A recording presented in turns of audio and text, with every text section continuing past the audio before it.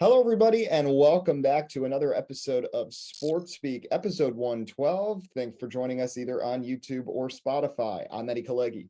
And I'm Tim Moore. We have Nick Pocchia here, and we have a lot to get to. Major League Baseball postseason now in full swing. Actually, as we're recording this right now, the Yankees have the lead in Game 2 of the ALDS against the Cleveland Guardians. We're going to talk some Major League Baseball postseason.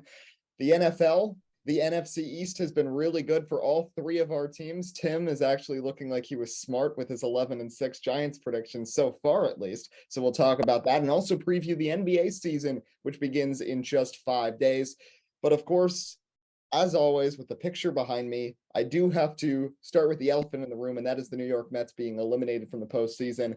And it's crazy to think that just a week and a half after having a lead and being in a situation where essentially they just had to steal one of the 3 games in Atlanta, and they'd probably win the NL East. Now they're out because they didn't win the division, and then they lose 2 out of 3 games to San Diego. And it's very frustrating as a Met fan to see them spend on Max Scherzer and spend on Chris Bassett, and both of them be inefficient and unsuccessful in the 2 biggest starts of the year. The only pitcher who really showed up in his starts in the big games was Jacob deGrom. He still threw out a quality outing against Atlanta, and he pitched well in the victory in Game 2 against San Diego. And the Mets offense didn't do nearly enough in those games. And unfortunately, the 101 wins don't mean very much. And Tim, we've been going a bit back and forth off the air about this. You say, typically, and I'm usually in agreement with you when it comes to when you assess a team when it's their first trip in a while with this group of players to the postseason, you shouldn't be that upset when they're eliminated because this is a building step and the next step is to go further. And we've seen that with the Braves a few years ago, Toronto in the past, San Diego now. But I have to disagree on this occasion because this Mets team, while you do have Pete Alonso and you do have Jeff McNeil, who were there for the first time, they built this team based on postseason experience. Max Scherzer has pitched in the World Series for multiple teams. Francisco Lindor has played in the World Series. Carlos Carrasco, Chris Bassett's played in the playoffs before. List goes on and on. This team was built for this year in 2022. And they have a lot of free agents, particularly both in the rotation and the bullpen, which is going to make it very difficult for them to replicate this 101 win success next year. So it really feels like a missed opportunity, especially when you see how they went toe to toe with the Braves this season and the Dodgers have so many injuries to their pitching rotation that there were opportunities in the National League that I feel like are missed. So that's why it hurts and stings so much as a Met fan, because this felt like the year. And I feel so bad for Jacob deGrom because in his prime, 2018 through 2021, he had to deal with Mickey Callaway, Luis Rojas, team batting out of order at times, just complete chaos. And he comes back this year healthy, pitches pretty well, deals with a blister in September. And the team really didn't show up around him and Edwin Diaz. And they're both free agents. And I know Steve Cohen seemingly has bottomless pockets, but it's not going to be easy to retain all of these players and return to the 100 win glory from this season. I'll go to Poach first since he's also a Met fan. How do you evaluate the end to this 2022 season? Well, it was wildly disappointing. I know I'm stating the obvious in noting that series in Atlanta, especially, is so hard to look back on. You win one of those games, it's such a different scenario going into the playoffs. That first round bye, as we kind of knew all season, was such a pivotal thing. If you come into a series hypothetically with the Dodgers with arrested deGrom and arrested Scherzer and you're ready to roll, anything can happen. The Dodgers are an excellent team, obviously.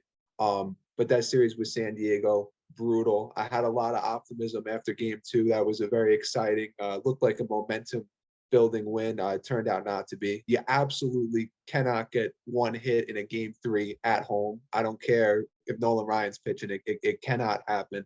And then obviously going into this offseason, Jacob deGrom, Edwin Diaz, Brandon Nimmo being free agents, it's going to be incredibly difficult to retain some of these guys. And my gut feeling is that deGrom's will go to the Braves, and that would be traumatic. That would just be adding insult to injury at this point. So obviously an incredibly tough pill to swallow.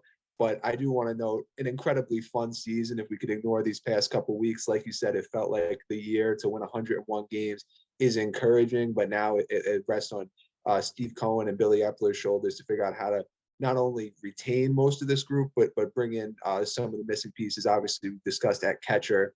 That's a problem. The bullpen is a problem, and hopefully keep the starting pitching group together and pray that they come up in the clutch next year because they did not this time. Well, Yeah, if I could go ahead. step in, like I will say it like this: the one thing for the Mets in this regard is, while yes, a lot of players are going to be, out the door, and the team's going to look a lot different compared to this season. There's a lot of really good key free agents that the Mets can chime into to really help bolster this offense. I mean, Wilson Contreras, first off, I think that's going to be the biggest one that they should be looking at. I understand the Mets have had catcher struggles, but if you get him on that offense, that's going to help, only increase production a little bit. I kind of look around that lineup too. Of course, I know Jeff McNeil really good on, bat on ball hitter. Starling Marte was spectacular. And really, I would say one of the only few bright spots during this postseason for the Mets, despite coming back from injury. But we also live in a potential realism where in the offseason, the Mets could re-sign Jacob deGrom and also get Aaron Judge. There's no guarantee Aaron Judge is going back to the Yankees. I'm not saying he's going to go to the Mets either, but really in a 2-year plan, just imagine this. Now, I know Steve Cohen always says he's going to put money in to go get the big free agent, but imagine a Mets team brings back Jacob deGrom, gets Aaron Judge, and then the following offseason gets Shohei Ohtani. Now, in all realism, is that going to happen? No. But if Steve Cohen is the guy he says he is, that could be a possibility. So for the Mets overall, I'm just saying it like this. While it's tough now, at the end of the day, I think the light at the end of the tunnel is much brighter. And I also want to end it like this, Eddie, because you made the point of disappointment. The reason why I don't see this season as a disappointment for the Mets is because of how hard it is to win a World Series after having back-to-back below 500 seasons. I actually did my research on this. Only 5 teams in baseball history have ever won a World Series going back-to-back seasons below 500. Surprisingly, one of them is actually the New York Mets back in the 60s. The Miami Marlins are the most recent team to do it. They actually did it twice, most recently in 2003 when they won the World Series and in 1997. The St. Louis Cardinals, they, believe it or not, are a team that also did it. And the Minnesota Twins is also a team that did it twice. Overall, my point, though, is all this happened well before the 2000s and modern baseball we see today. So the fact that it's so rare and the expectation that the Mets, granted, I think they had a better shot than the Yankees winning World Series, and the Yankees are proving me wrong right now. That's all I've asked for as a Yankees fan, is for them to prove me wrong. But at the end of the day, the expectation that this team needs to come from below 500 season and win, granted, I know it's disappointing. They won 100 games, but win a World Series, you need to learn from failures first, and history has proven that. You could circle any World Series winner of late. The Atlanta Braves, most recent one. How many times did they have to fail in the postseason? And then they won the World Series without their best player. The Chicago Cubs went to the NLCS the year before that and learned from their failures, essentially, to go on and win a World Series. The Houston Astros had a couple runs, or I think it was one run in the playoffs before they won a World Series. And the Washington Nationals, that team was still winning games even the year prior where they missed the playoffs. They were still an above 500 team competing in the playoffs and had a solid core around them. So the fact of the matter is, for the New York Mets, you won 100 games. Be happy about that. Yes, you want to improve this team during the offseason, but this unreal expectation that the Mets are going to need to win a World Series is, to me, just blasphemous. Because at the end of the day, be positive. You had an above 500 season. Listen, the Giants go 11-6 this year, and I know it's a different sport, but as I predicted, they don't make the playoffs. I can live with that, considering what we've seen in the past. I understand the Mets blew the East. I understand that. I understand they didn't live to expectations against a Padres team, which, let's be honest, didn't play to their expectations after the trade deadline. But that team is also primed, especially in pitching, to go and compete against the Dodgers, which you're doing right now. And I'm not saying the Mets aren't.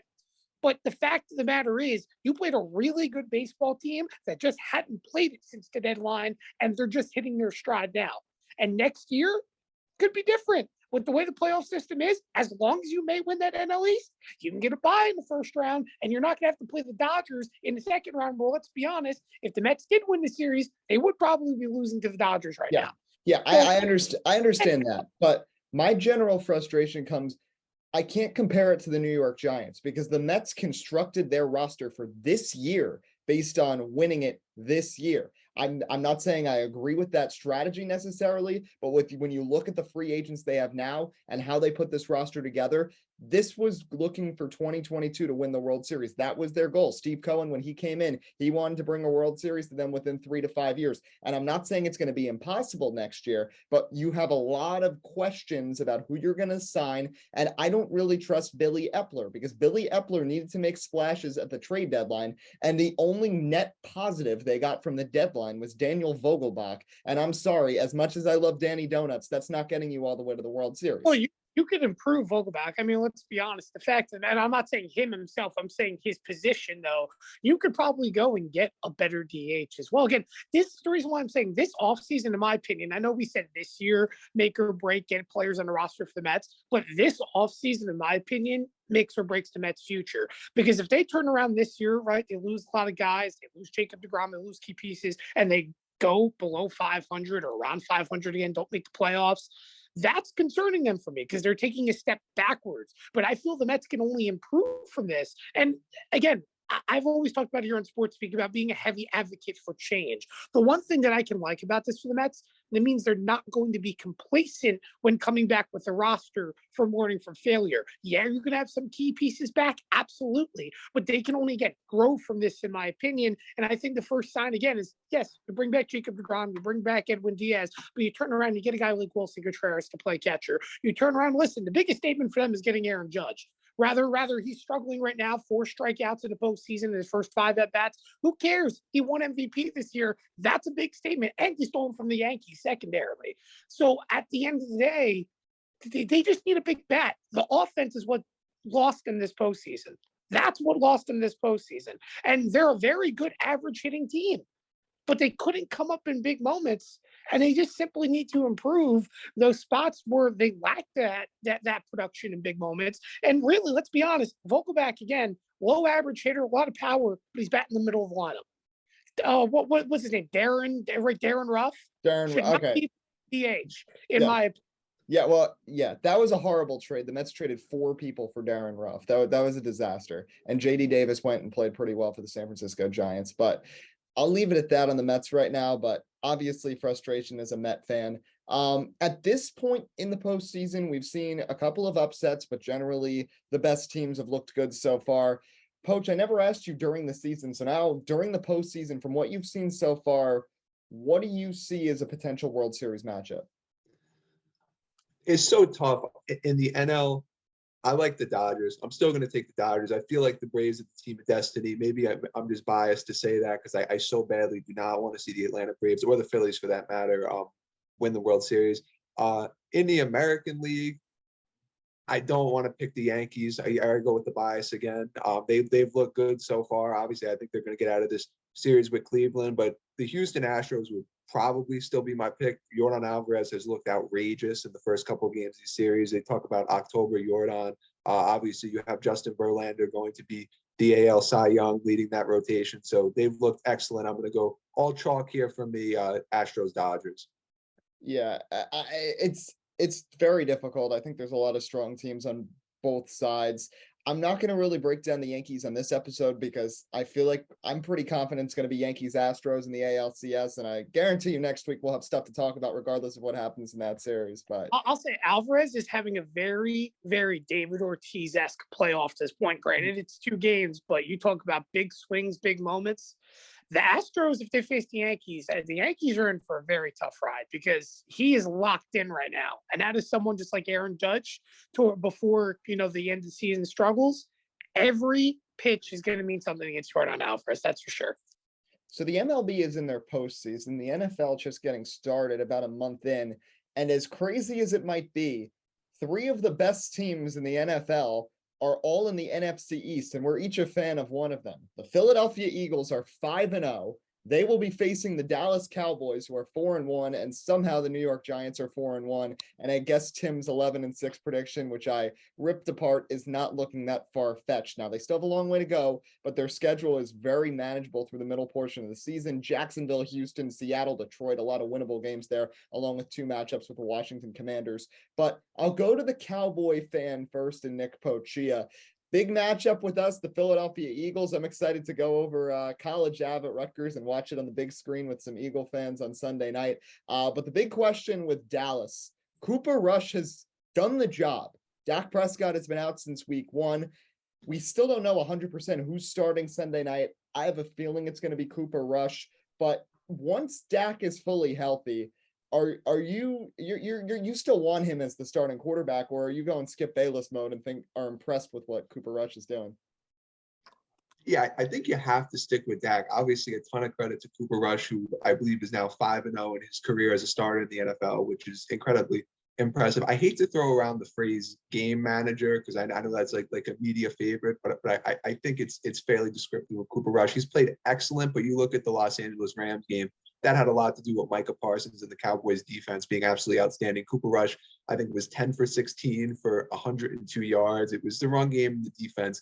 And look, there's something to be said about when we talk about guys like Jameis Winston, for example, who made a career out of throwing interceptions for a long time, right? Doing things that, well, while he's not a bad player by any stretch of the imagination, things that hurt your team. Cooper Rush, maybe he hasn't done anything outstanding, but he certainly has been able to right the ship and allow the strong points of the Cowboys to carry them. I believe Dak Prescott is still a top 12 or 13. I don't want to argue the top 10 thing, but 12 or 13 quarterback in the NFL. You obviously just made a tremendous financial commitment to him. So I think you have to give him an opportunity in spite of that tough week 1 against a very good Bucs team, as we know, to right the ship. Maybe add some more explosive offensive plays to the offense. You have CeeDee Lamb. Obviously, you have the running game with Pollard and Ezekiel Elliott. So see if we get the offense rolling. And also to give Dak Prescott his respect, we got to remember this is a team that won 12 games a year ago. Dak Prescott had an excellent regular season, obviously. Still memories of that difficult ending in San Francisco. But in my view, go with Cooper Rush this week. Let Dak get another week. I would expect the Cowboys to lose this game on Sunday night, fall to 4-2, still not in a bad spot whatsoever, and get Dak rolling for week 7. Yeah, I think it makes sense. And I think it's perfectly possible that Cooper Rush starting at quarterback could beat the Philadelphia Eagles. Beginning of the season, I projected the Eagles to lose this week 6 matchup with Dallas. Obviously, that was before Dak got hurt. But it's really going to weigh heavily on how Jalen Hurts performs in this game, because the Eagles did not look good in either of their matchups with Dallas last season, though I know the Eagles are a much improved team on both offense and defense from last year. But I want to clarify something, because a couple of my friends who are not Eagles fans who have said to me, you've had such a hypocritical turn because you seemed like a Jalen Hurts hater. I was never a Jalen Hurts hater. My thing was that I still thought last year was an evaluation period, because I thought since he came in at the end of 2020, at the end of the Doug Peterson reign, when things were very confusing, I couldn't count that as his rookie year. I thought last year getting the full slate with an Eagles team was going to be the evaluation. And I wasn't really a hater on Hurts. There were times, such as that Dallas game on Monday night last year, where he played really poorly, and it was because he went way too horizontal at times on the field, would be going to sideline trying to avoid pressure, and would end up throwing the ball out of bounds. He is much more composed. He is much more confident in using his legs. He has that speed. He's got to put it to use, and he's done that so far this year. And of course, the biggest thing, he has receivers to throw to this year. He's got A.J. Brown. He's got year 2 of Devontae Smith. Dallas Goedert's having a tremendous season. Quez Watkins has been good. Last year, Jalen Reagor was out there almost every play. That's who I was hating on, the receiving core, not the quarterback, Jalen Hurts. That being said, it's going to be a test.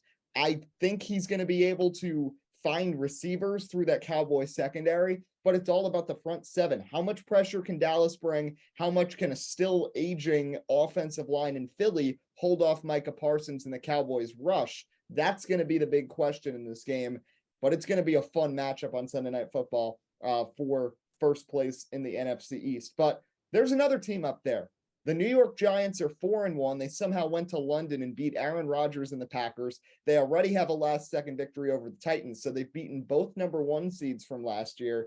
And Tim, I know I called you crazy in the summer, but this Giants team is looking very good. The offense still has questions, but as long as Saquon is healthy and Brian Daboll is managing these games well, I could see the Giants going pretty far, and I'll give you credit on your prediction. Well, first off, I'll say it like this. The one thing that the Giants offense has made relatively good, especially over the last 2 games, and I will say actually very reminiscent of what Cooper Rush is doing, believe it or not.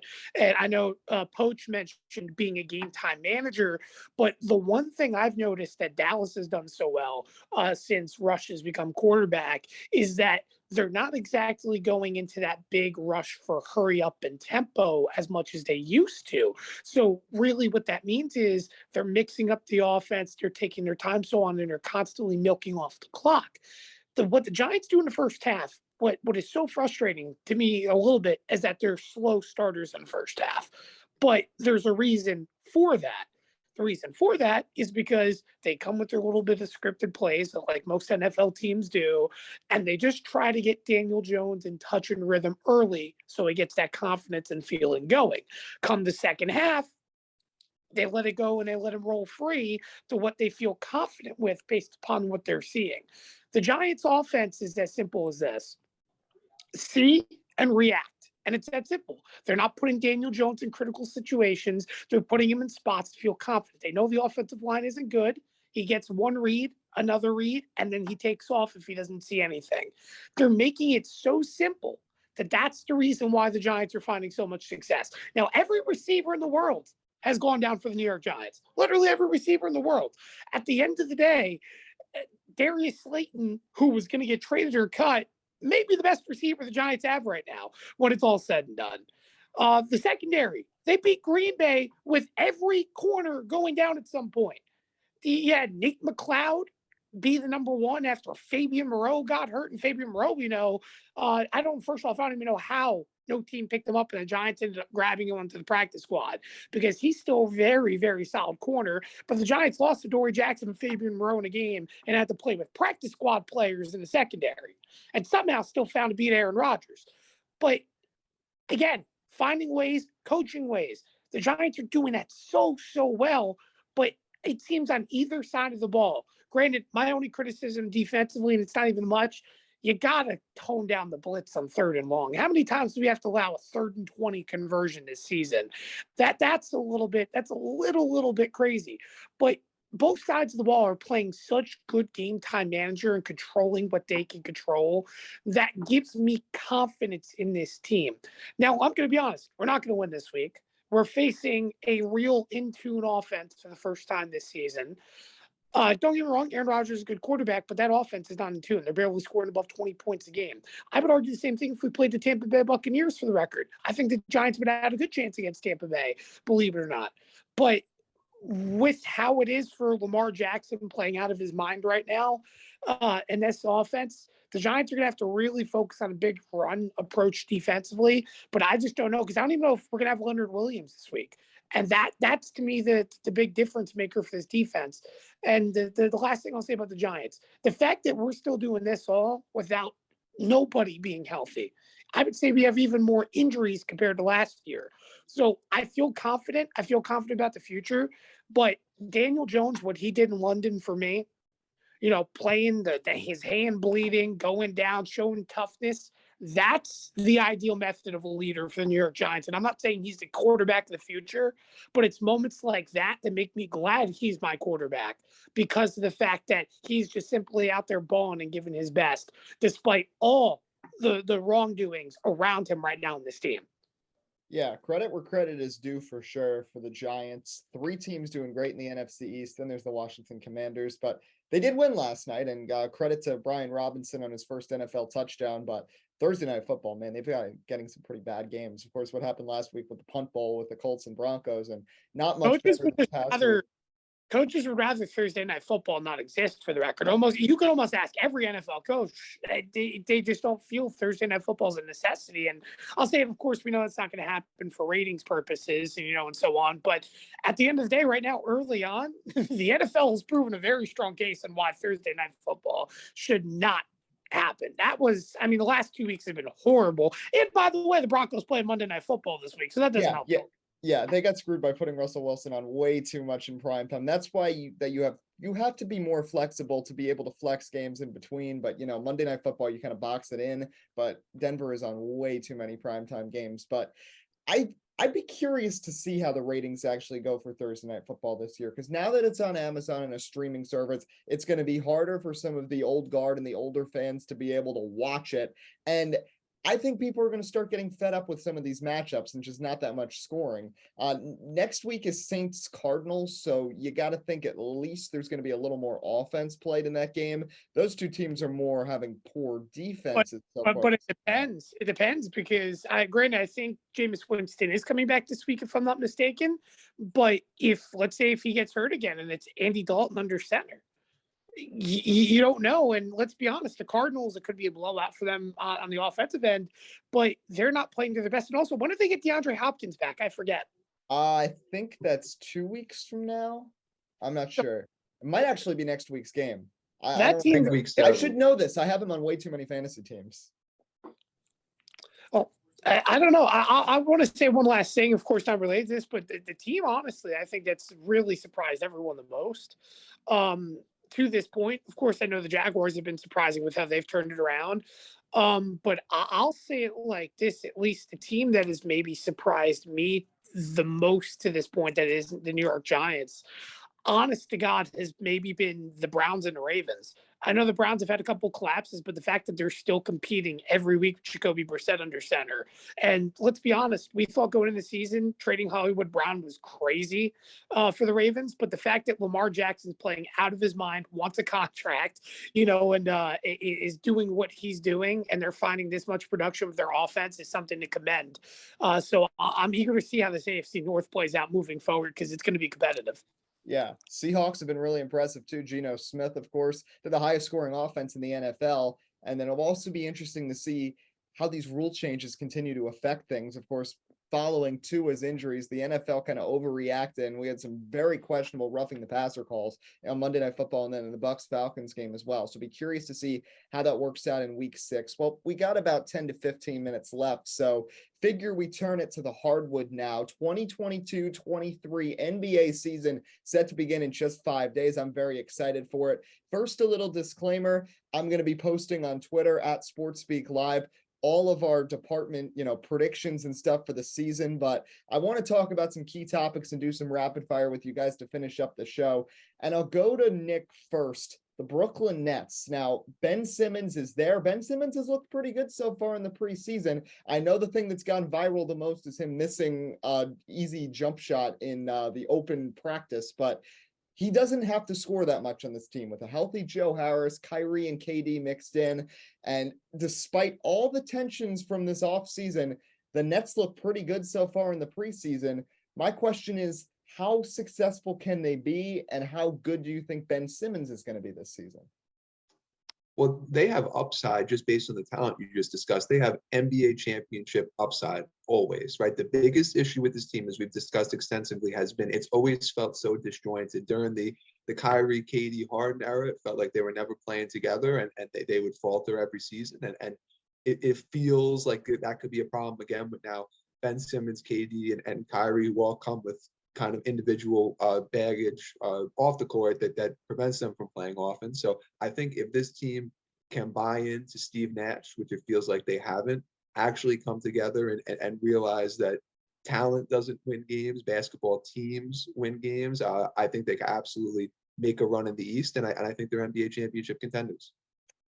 Tim, let's look at the defending champs, the Golden State Warriors. Suddenly the drama with Draymond Green punching Jordan Poole in practice. He's not going to be suspended. He didn't receive some disciplinary actions, but doesn't look like a suspension is going to be coming. Warriors still have a lot of players back from last year. West is deep, but Do you see the Warriors potentially repeating, and how much of a distraction do you think this drama is going to end up causing? Repeating, honestly, I think no, despite this team still being stacked. Are they going to be a playoff contender and a title threat? 100%.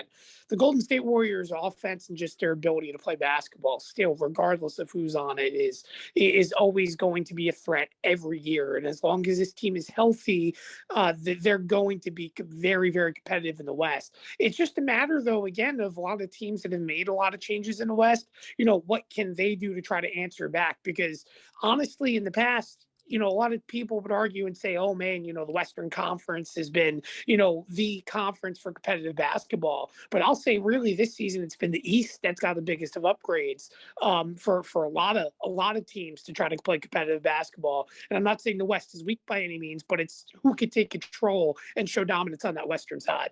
Yeah, for sure. Question for myself I have is about the Boston Celtics. All the drama, Ime Udoka is not going to be coaching this season because of the things that happened behind the scenes there and disciplinary actions. I don't think it's going to hurt them that much. I think the Celtics are going to play worse this season and not get back to the championship, not because of Ime Udoka not being there, but because the East is so stacked. We saw them, even when Brad Stevens was not the best coach towards the end, we saw them still go on deep postseason runs. Ime Udoka in his first year gets them to the NBA Finals. I think Jason Tatum, Jaylen Brown, they don't have the biggest personality. They're straight up basketball players. I think they are very coachable. And regardless of who the coach is, they do a good job of fitting into that system and being productive. So I think even though it's an assistant that's going to be leading them this year, I think the Celtics are going to be fine. Staying in the Atlantic Division, Nick, our token Knicks fan here, Jalen Brunson added in the offseason. I felt like a little bit overpaid, but you saw it coming eventually. Knicks have a good young core. They didn't trade it away for Donovan Mitchell. RJ Barrett is locked up. How do you see them doing this season after missing last year's playoffs? Yeah, I think they're a borderline play-in contender, finish somewhere in that, 8, 9, 10 area. Jalen Brunson, yeah, unfortunately, is probably the best point guard the Knicks have had in 20 years. So that's the reality. I'm glad we do have a point guard. Unfortunately, not having a good point guard that long, the front office was more than happy to overpay, it looks like. And unfortunately, in my opinion, made a mistake in not pulling the trigger for Donovan Mitchell. One thing real quick to look out for, does Tom Thibodeau play these young guys? If you just made Quentin Grimes, RJ Barrett, all these different young players protected and untouchable in a trade for a bona fide all-star, you got to play him on the court. Quentin Grimes can't be playing, 12 minutes a game if he was such a valuable asset in trade talks. So let's talk about the team that did get Donovan Mitchell, and we have a fan of them here. Tim, the Cleveland Cavs fan. Guy's got a good young core. Darius Garland made the All-Star game last year. Evan Mobley, I think, is a budding star. You've still got the veteran and Kevin Love there back from the old days of the championship team. And now Donovan Mitchell joins the Cavs too. Tim, how much of a threat do you see Cleveland being, and what's their ceiling? How far can they go with this unit this year?